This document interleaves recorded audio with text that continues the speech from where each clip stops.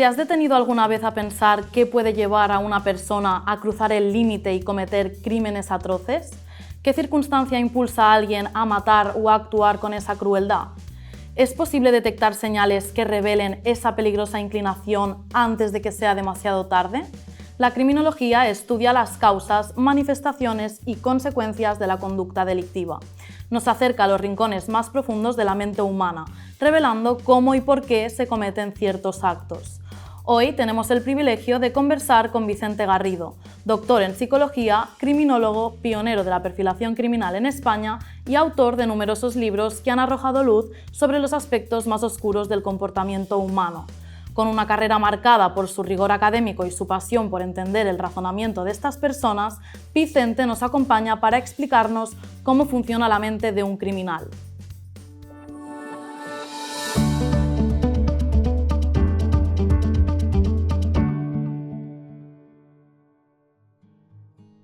Pues bienvenido, Vicente, gracias por acompañarnos aquí hoy.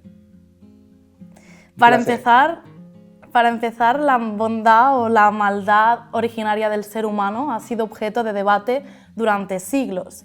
Bien es sabido que filósofos como el inglés Thomas Hobbes dijo que el hombre es un lobo para el hombre. Sin embargo, otros como por ejemplo Rousseau creían en la bondad natural de las personas. Entonces, bajo tu punto de vista, ¿el criminal nace o se hace? Bueno, yo creo que ambos puntos de vista son correctos. En el ser humano está todo el potencial para poder hacer el mal, pero también todo el potencial para poder hacer el bien. Eso significa que en nuestra estructura antropológica tenemos la posibilidad de encauzar nuestra vida siguiendo las normas, dotándonos de unas leyes, de unos principios morales que permitan colaborar, coexistir pacíficamente y progresar en todos los órdenes de la vida, pero al mismo tiempo también tenemos un componente vinculado con la agresividad que cuando se utiliza de una manera ilegítima pues se encauza hacia lo que llamamos la violencia. Es decir, la agresividad es un instinto innato en el ser humano, pero que puede ser controlado. Todo depende del ambiente y de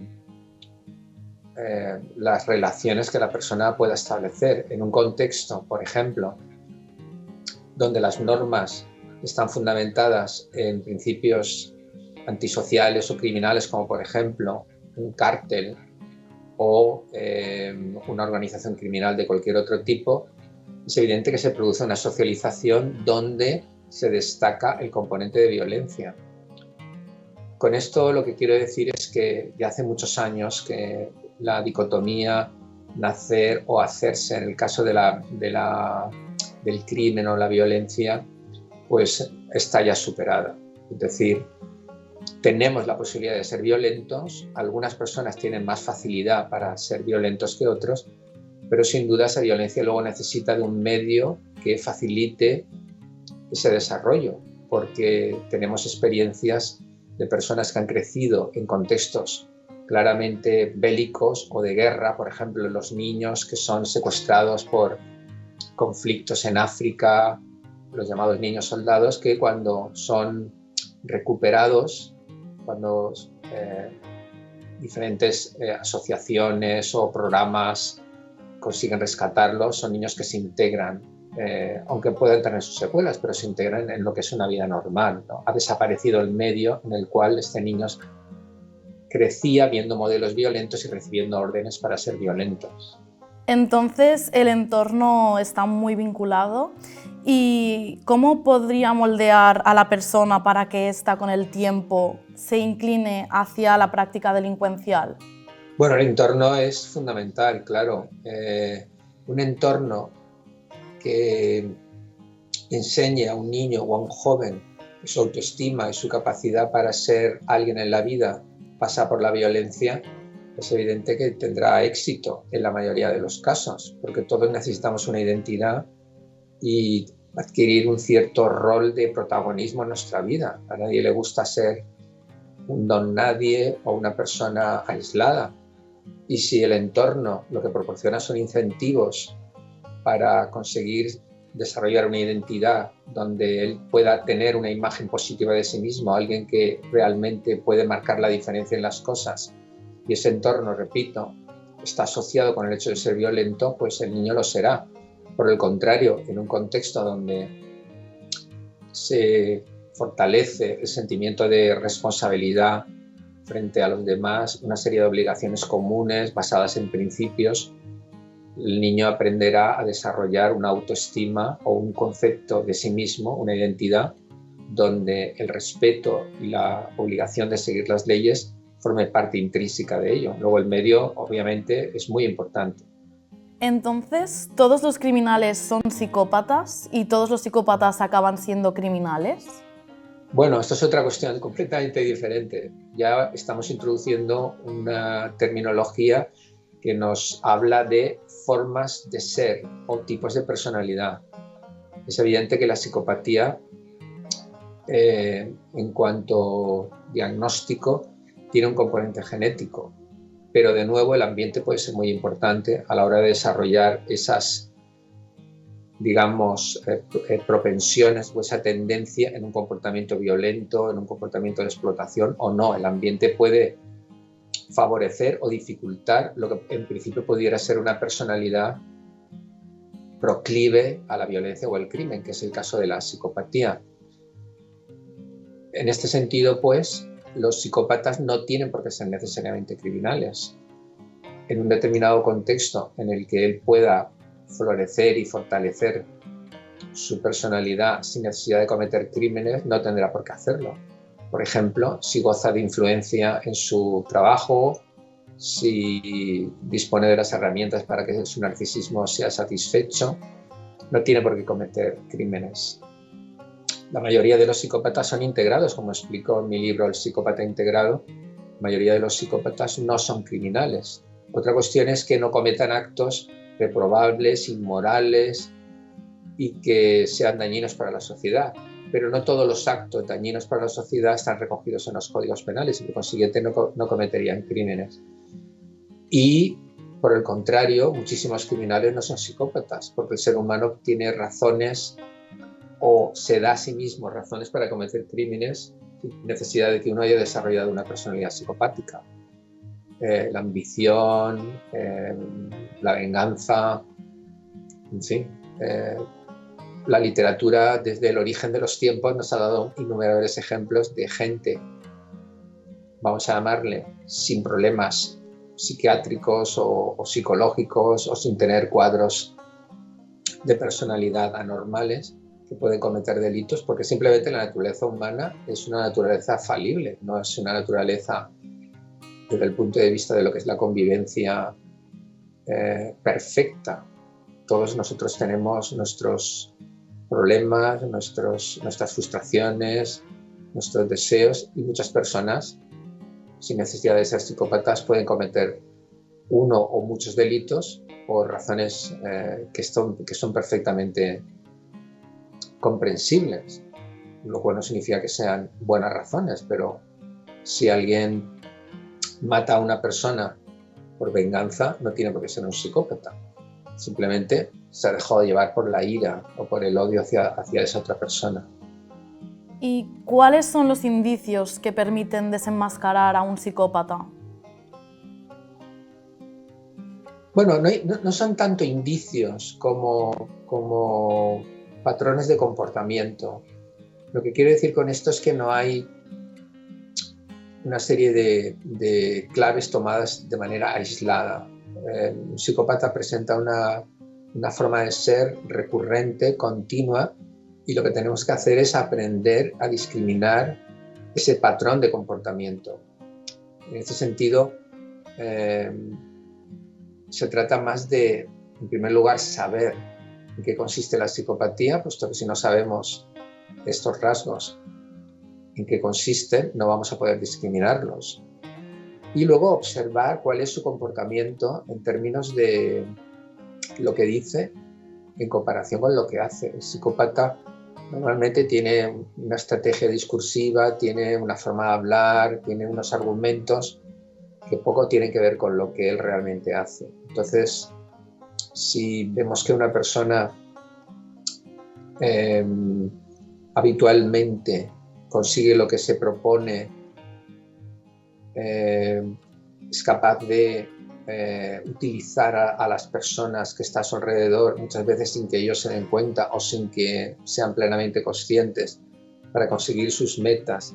Si vemos que difícilmente tienen vínculos reales significativos con las otras personas, si vemos que tienen actitudes claramente hostiles hacia aquellas personas que se les enfrentan y nunca tienen un sentido de autocrítica o reflexionan acerca de si es posible que ellos hayan hecho alguna cosa mal, si vemos que pueden tornarse violentos o iracundos cuando los planes no les salen como él pretende.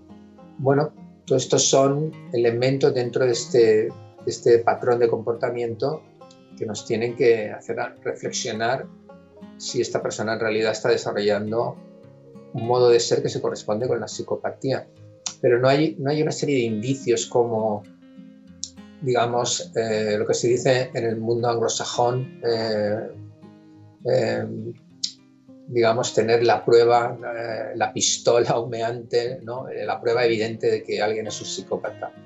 Esas pruebas evidentes no existen. Es más, sumar elementos que vienen a definir una relación donde fundamentalmente esta persona no está vinculada realmente, afectivamente, emocionalmente con nadie, y él persigue siempre sus propósitos egocéntricos, de tal manera que la gente va a su alrededor siendo utilizada y manipulada para sus fines. Cuando pensamos en crímenes violentos, especialmente en homicidios, a menudo los asociamos con trastornos mentales o actos impulsivos del autor. Pero al hilo de lo que nos comentabas, un homicida necesariamente ha de estar trastornado o actuar bajo un impulso. Dicho de otro modo, ¿existen los homicidas plenamente conscientes que matan a sabiendas de lo que están haciendo? Hombre, claro, la mayoría son plenamente conscientes de lo que están haciendo, porque incluso un crimen impulsivo también es un crimen consciente. Si alguien recibe una provocación, qué sé yo, un insulto, y este hombre lo considera intolerable porque tiene la piel muy fina y siempre está alerta, porque en el fondo es inseguridad, siempre está alerta a las posibles muestras de falta de respeto de los demás, pues puede ser violento de una manera impulsiva, pero claramente consciente. No hay una exclusión de la consciencia por el hecho de que una persona actúe impulsivamente. Los homicidios son todos conscientes, con la excepción, si quieres utilizar la palabra conciencia como sinónimo de racional, con la excepción efectivamente de las personas que puedan tener un trastorno mental y actúen, por ejemplo, porque siguen los dictados de un delirio, y entonces están alejados de la realidad, ¿no? En ese sentido, si quieres, puedes utilizar la palabra que no es plenamente consciente, que tampoco sería del todo exacto, lo que no es racional, ¿no? Pero el delirio es consciente, es decir, la persona tiene conciencia de que está sufriendo esto.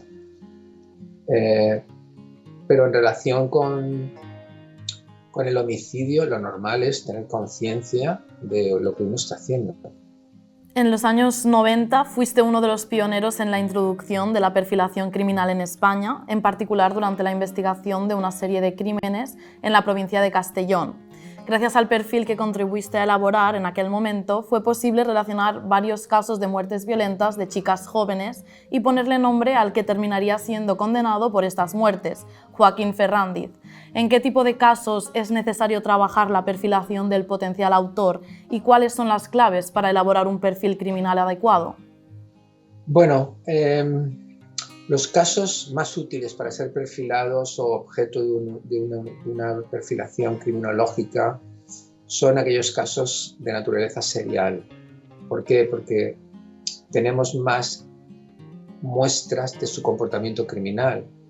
La escena del crimen única es una escena que muestra un único escenario. Si solo matas una vez, no tienes más muestras que analizar. Si uno es serial, significa que puede dejar su impronta con mayor nitidez, porque, digamos, ejerce varias veces su psicología mientras está cometiendo el crimen y podemos tener diferentes ejemplos de cómo esa psicología se manifiesta. Cuantos más ejemplos tengamos, en general, no siempre, pero cuantos más ejemplos tengamos, más probabilidades tenemos de leer o de interpretar correctamente el tipo de persona que lleva a cabo este hecho. Entonces yo diría que las claves de la perfilación criminal están fundamentalmente en una buena investigación policial, porque en definitiva el perfil solo tiene sentido si previamente hay una labor policial convencional, que incluye por supuesto todo lo que tiene que ver con la policía científica, porque eso nos da información sobre precisamente cómo se lleva a cabo el crimen, si se utiliza o no una violencia excesiva, si la víctima ha sido desplazada del sitio para poder ser objeto de una manipulación posterior en otro lugar, incluso del propio homicidio, el poder determinar cuánta fuerza se empleó, si existen personas que vieron o escucharon algo en alguna de las escenas del crimen. Una buena investigación policial es fundamental para elaborar un perfil. Un perfil sin una buena investigación policial no tiene probablemente mucho fundamento, porque no tendrá una buena información. ¿Y en qué se diferencian un asesino en serie como Joaquín Ferrandiz y un asesino múltiple como podrían ser los hermanos Emilio y Antonio Izquierdo, autores de la matanza de Puerto Urraco, o la dupla formada por Toni Anglès y Miquel Ricard respecto del caso Alcácer? Bueno, en este último caso estamos hablando de la acción de un par de psicópatas que matan a 3 chicas porque 3 chicas estaban juntas. Es decir, no está el propósito de cometer un asesinato múltiple, que es lo que puede ocurrir con el caso de que tú me comentas de los hermanos Izquierdo, donde se va a matar a varias personas a la vez. Lo que quiero decir con esto es que si en vez de estar las 3 chicas hubieran estado 2, hubieran actuado igual, y si hubieran tenido a una, hubieran hecho lo mismo. Es decir, yo creo que fue circunstancial el hecho de que mataran a 3. En general, lo que diferencia al asesino en serie del asesino múltiple es que el asesino múltiple sabe que va a ser su única acción, porque o va a ser tiroteado, abatido por la policía, o van a ser detenidos y van a ir a la cárcel para siempre. Es un acto que yo llamo finalista. El asesino múltiple tiene una serie de agravios pendientes, lo que quiere es saldar cuentas, ajustar cuentas que él considera que son claramente denigratorias para esta persona. Es decir, quiere restablecer su autoestima a través de un acto de gran violencia. En ese sentido, no contempla cometer delitos posteriores. Mientras que el asesino en serie busca la preservación, porque si comete un crimen y es detenido, ya no puede cometer el otro. Y básicamente el asesino en serie, que está oculto, que está integrado en la sociedad, quiere permanecer así porque él realmente encuentra satisfacción emocional.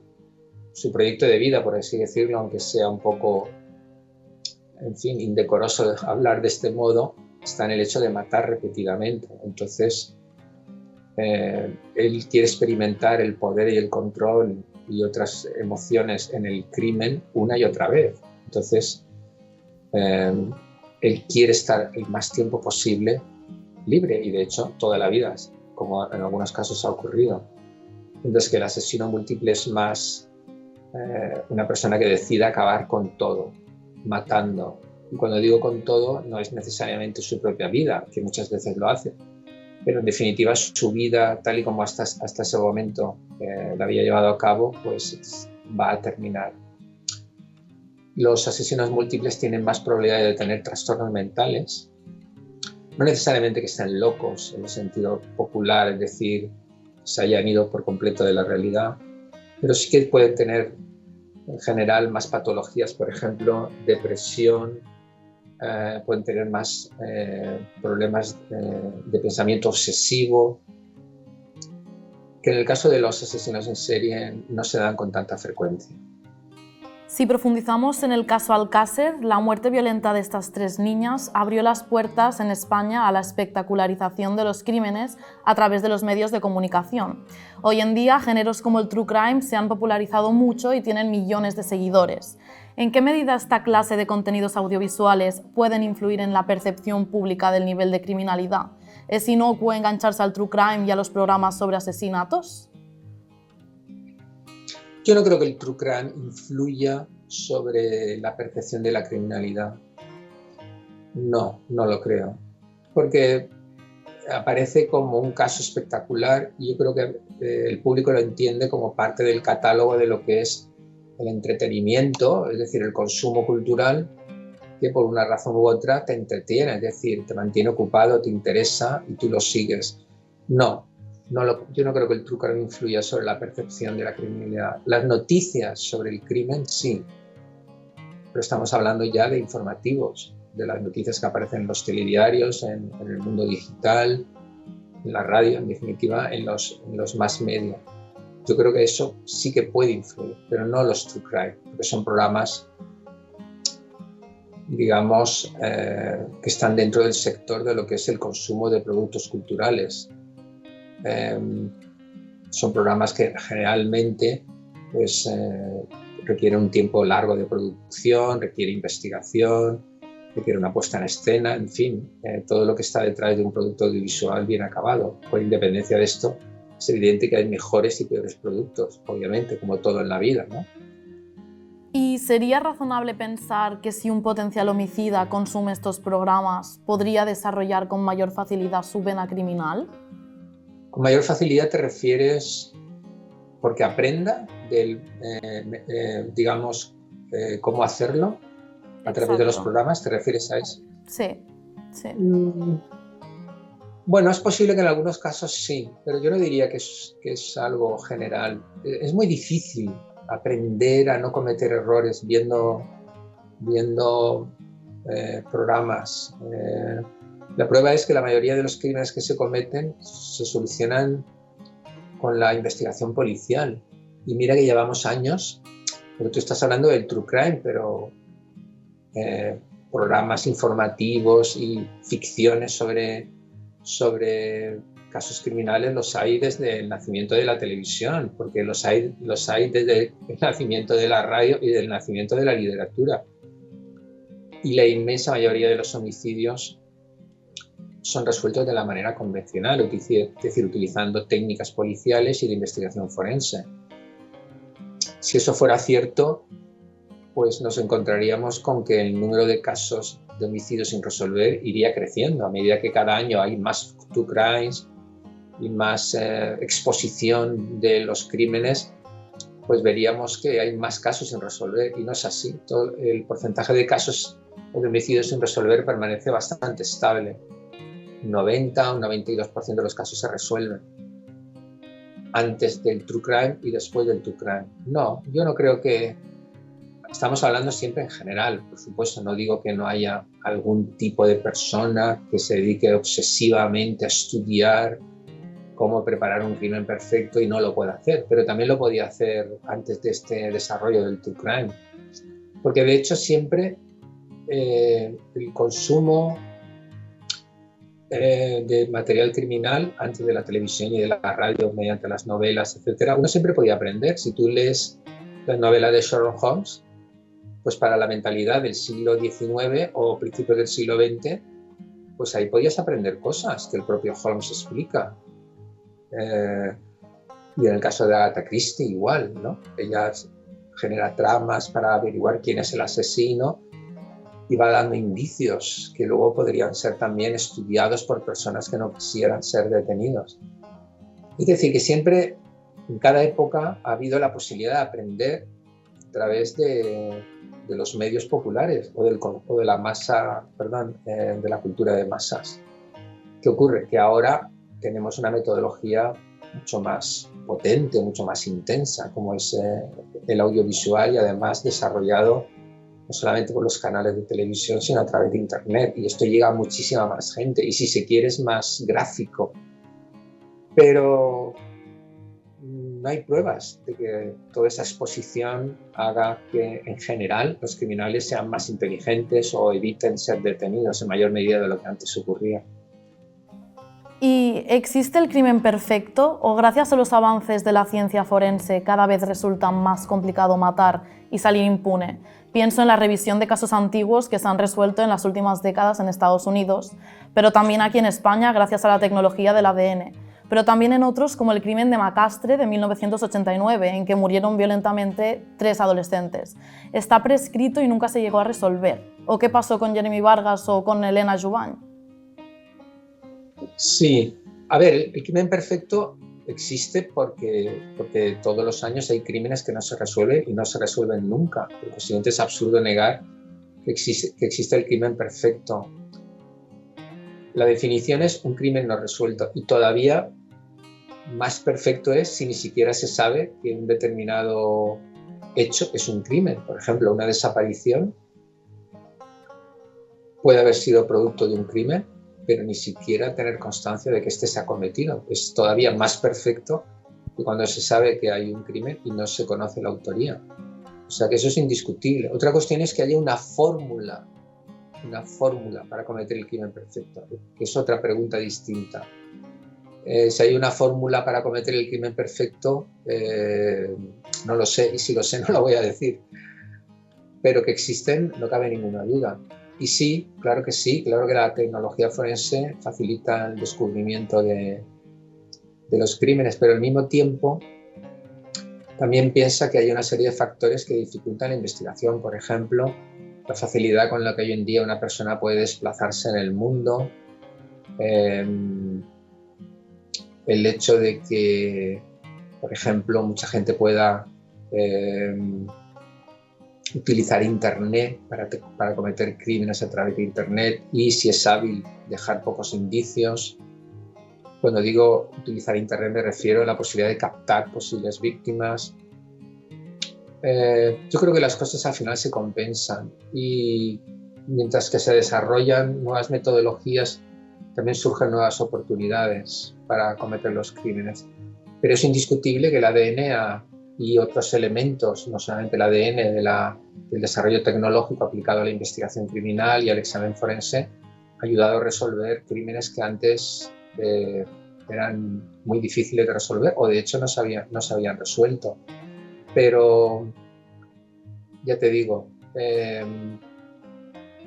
siempre hay casos en los que por mucha tecnología que tengas no vas a poder descubrirlo, ¿no?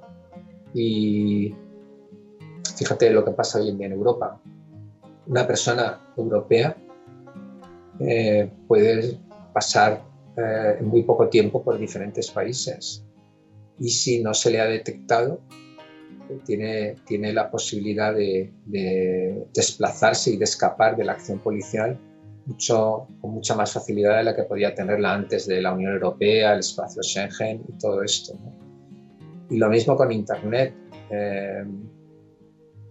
Si tú contactas con un profesional del crimen, con un sicario, y lo hace de tal manera que nadie establezca un vínculo contigo, pues estás utilizando esta moderna tecnología para preparar un crimen o para mandar cometer un crimen. Y eso hace 20 años no se podía hacer. Después tenemos casos como el del asesino de La Baraja, que se delató y entregó él mismo. ¿Esto cómo se explica? ¿Cómo se explica que se entregara el asesino de La Baraja? ¿Por qué? ¿Me preguntas que por qué? Sí. Bueno, habría que preguntárselo a él, porque él en realidad, aunque confesó, luego se retractó y ya no dijo absolutamente nada. Hombre, mi impresión es que es una impresión, porque claro, él nunca lo expresó de manera nítida. Mi impresión es que yo creo que él estaba muy frustrado porque todo ese protagonismo que tenía como asesino de La Baraja, en realidad, en su vida convencional no se le podía adjudicar. Él quería ser alguien reconocido y famoso. Y paradójicamente la única manera en que tú puedes ser famoso es si te identificas con esa figura que da miedo. Es decir, él era famoso en abstracto, porque nadie sabía que era el asesino de La Baraja. Entonces yo creo que pero te digo que es una opinión, yo creo que él se presenta y confiesa porque quiere precisamente asumir en su vida convencional, en su identidad convencional, es decir, como José Antonio Galán y no como el asesino de La Baraja, ese poder o esa notoriedad o esa importancia que había adquirido como asesino en serie.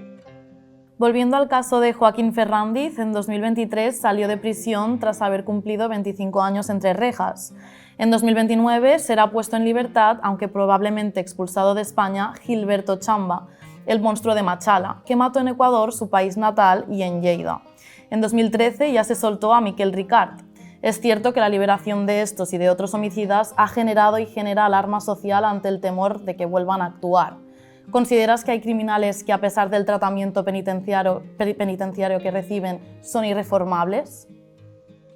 Sí, sin duda, sin duda. Lo que pasa es que yo creo que en el caso de Ferrandiz, ya me preguntaron en varias ocasiones por el conocimiento y la implicación que tuve en el caso, si yo pensaba que iba a reincidir. Y yo dije que creía que no, por supuesto que no lo podía asegurar, pero basándome en una serie de elementos que definían su carrera criminal, me di cuenta que era una persona inteligente, que era plenamente consciente que era alguien muy renombrado y que después de me parece que estuvo en la cárcel 23 o 24 años, tenía muy claro que si volvía a cometer un delito, la policía, lógicamente la primera persona a la que iba a investigar era él. Entonces, a pesar de que mató 5 mujeres, etc., yo creo que él, al menos en España, y yo creo que en Europa, yo creo que él no cometería delitos. Ni siquiera, fíjate, ni siquiera delitos. Yo no hablo de nuevos homicidios. También tenemos pruebas de que algunos asesinos en serie dejaron de matar. ¿Y qué pruebas tenemos? Bueno, pues que han sido detenidos 20 o 25 años después de cometer el último crimen, precisamente a través del ADN, como tú has comentado, y efectivamente no habían matado a nadie. Es decir, habían podido cesar en sus crímenes.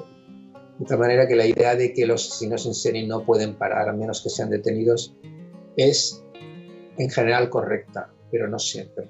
Tenemos evidencias, por ejemplo, el caso de el asesino del Estado Dorado, Angelo Buono, que hay una excelente serie True Crime que se llama El asesino sin rostro, y el libro, basado en el trabajo de Michelle McNamara, que explica cómo alguien que empezó a matar, quiero recordar, en el año 74-75, dejó de matar en el año, me parece que fue en el año 91, no recuerdo si es el 91 o el 96, pero bueno, fue detenido en el año 2010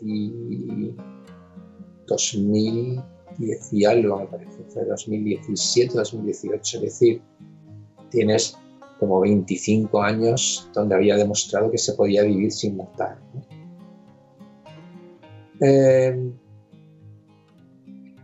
Sin duda, otros muchos asesinos en serie matarían.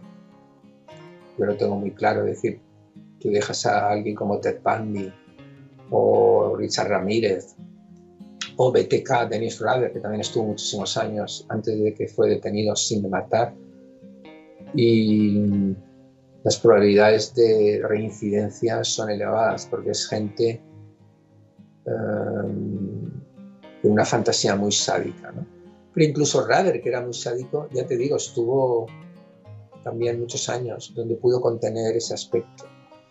Claro, aquí la cuestión no es tanto si pueden o no ser reformados, sino en qué medida la sociedad está dispuesta a correr ese riesgo.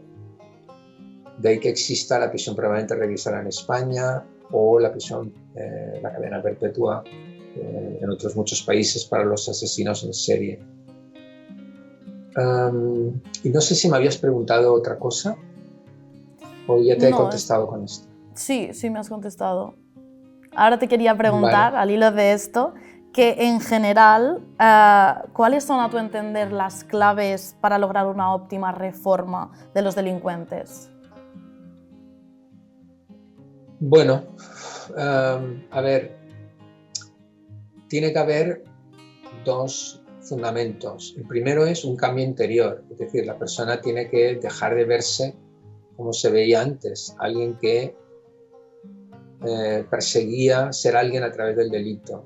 Decimos que tiene que haber un cambio interior, sencillamente tu autoconcepto ha cambiado. Si tú eres un ladrón de bancos exitoso y te gustas ese rol, es evidente que un programa de tratamiento va a ser complicado que te cambie, porque tú estás cómodamente instalado en este rol tuyo, en esta identidad, ¿no? Yo soy fulano de tal y también soy un atracador de bancos. Lo que quiero decir con esto es que tiene que haber un cambio interior. Interior significa que tú, cuando piensas de ti mismo de cara al futuro, ya no te ves como te veías antes. Es decir, por las razones que sean, quizá porque has cumplido una condena, quizá porque vas a tener un hijo, tienes un hijo pequeño, no quieres que tu hijo te vea en la cárcel y piensas que vas a ser un padre ausente, si sigues cometiendo delitos y quieres estar con tu hijo. Puede haber muchas razones, ¿no? Enamorarte de alguien. Pero sea como fuere, el resultado final tiene que ser, no, yo esa persona ya no quiero seguir siendo quien era, ¿no? Eso por una parte. Y luego por otra parte tiene que haber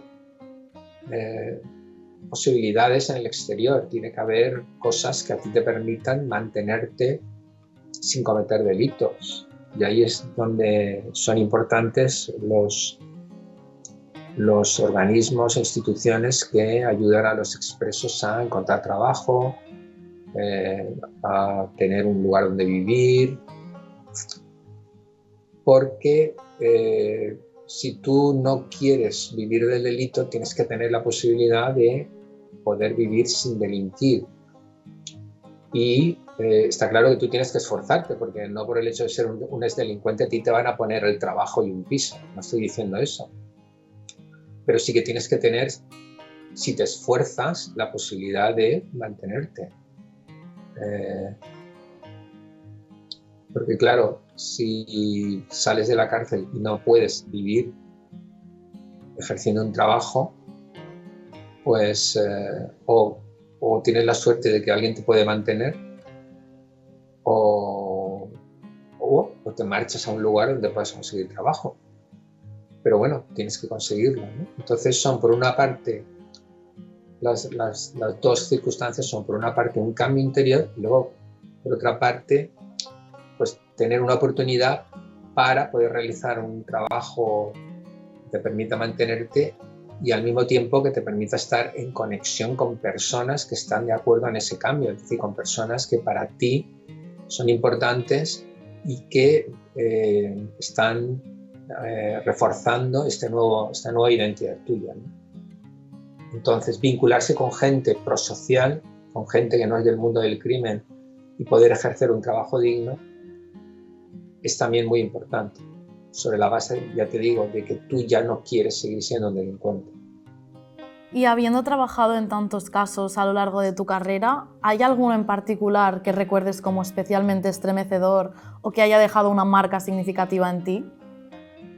Bueno, hay varios, ¿no? Pero yo, por ejemplo, yo creo que el caso que tú comentabas antes, el caso de Machala, que sí que creo que el caso de Machala, simplemente fijándome en su personalidad, yo sí que creo que el caso de Machala puede incluir más riesgo, ¿no?, que el caso de Fernández. Porque Fernández, repito, era West, todavía vive, más inteligente y tiene más autocontrol. En el caso de Machala, Gilberto Chamba, yo creo que es un hombre con menos recursos mentales, ¿no? Y bueno, en este caso, pues tú sabes que mató a una chica española, Isabel Bascuñana. Digamos que me llamó mucho la atención y me dejó marcado en varios sentidos. En primer lugar, porque era una persona que ya era un asesino en serie, que había matado, creo recordar que fueron 11 chicas en Ecuador. Y me llamó mucho la atención porque este hombre, cuando vino a España, realmente tenía una vida muy bien integrada. Era un hombre hábil y trabajó en diferentes lugares y pudo conseguir una buena estabilidad. Estamos hablando de los años 90, él vino a España a finales de los años 90, creo recordar. El crimen creo que fue en el año 2002 o 2003, al principio del siglo. Y me llamó mucho la atención porque él trabajó tan bien que pudo traerse también parte de su familia, no recuerdo ahora quiénes, ¿no?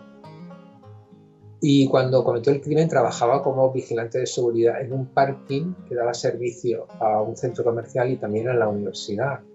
Que fue por eso por la que pudo acceder a última hora de la tarde, última hora de la noche, eran las 10 de la noche, que salía Isabel de las clases y pudo acceder ahí en el parking, ¿no?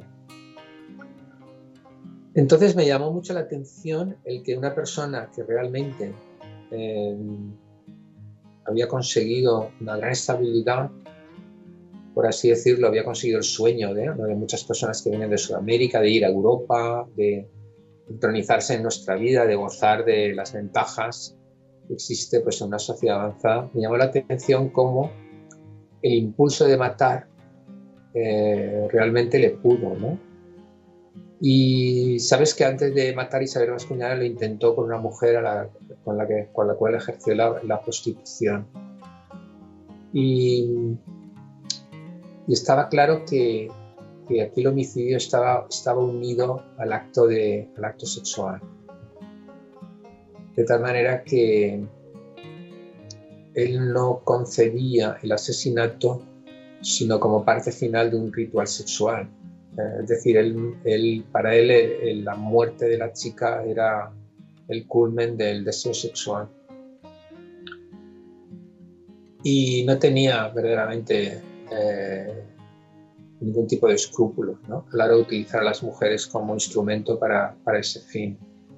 De hecho, la mujer que ejercía la prostitución se salvó porque pudo descubrir en el intercambio sexual que él se excitaba en la medida en que la estaba estrangulando. Y ese caso me impresionó, porque además él jamás reconoció nada e inventó explicaciones peregrinas para explicar todos los indicios que se encontraron en el cuerpo de la pobre chica. Y además tenía una mirada muy desafiante, ¿no?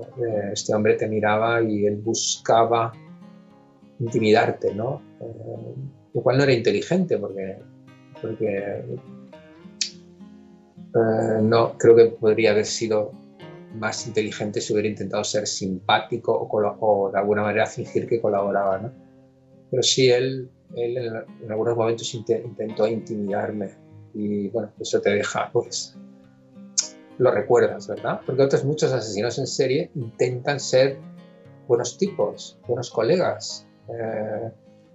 Tú no te lo crees, claro, pero es una aproximación, digamos, mucho más cálida y cordial, ¿no? En este caso no, en este caso él fue muy desafiante y eso es algo que recuerdas.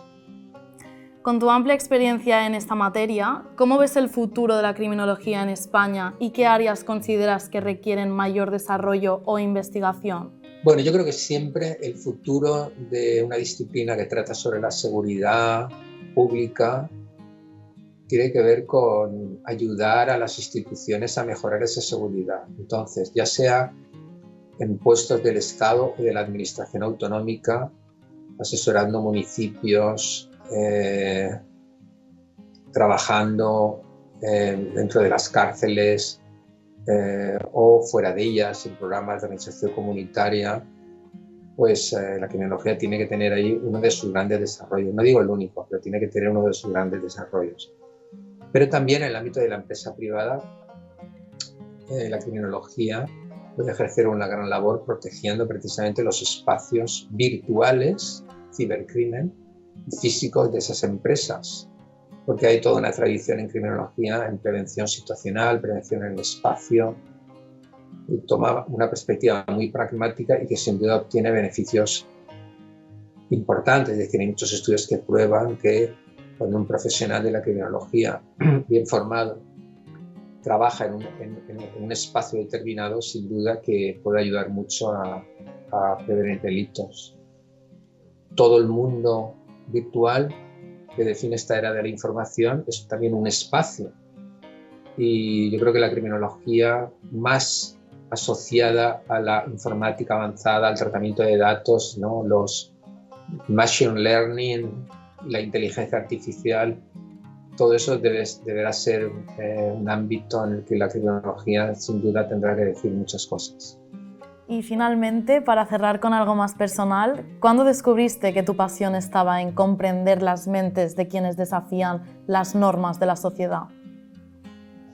Lo he dicho muchas veces, no soy nada diferente a millones de personas que se han interesado y han trabajado luego en este ámbito. Pues a través de la literatura primero y luego a través del cine. Pero fíjate que Edmond Locard, que es el padre de la ciencia forense, el que inventó todo el edificio en el que se basó luego las disciplinas de forenses, la criminalística, lo que se entiende por policía científica, etc., le pasó lo mismo. Edmond Locard se dedicó al mundo de la investigación, porque él era químico y trabajó para la policía francesa, por leer a Sherlock Holmes, básicamente. Entonces, él explica que su vocación y su desarrollo tuvo mucho que ver con la lectura de las novelas interpretadas por Sherlock Holmes, las novelas de Arthur Conan Doyle. Así pues, no es nada, no me pasó nada a mí, ni tengo, por fortuna, en mi familia desgracias o antecedentes criminales. No puedo decir, no, pues mi tío era el famoso asesino. No, simplemente por la cultura que yo leí me interesó ese ámbito. Pues muchas gracias por acompañarnos, Vicente. Ha sido todo un placer y súper interesante tu punto de vista.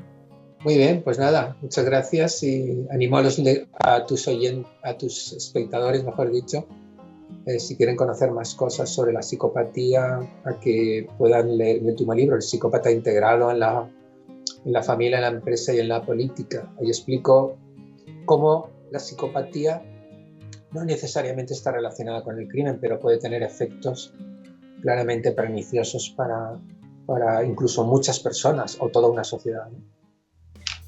Muchas gracias. Pues nada, un saludo, hasta luego.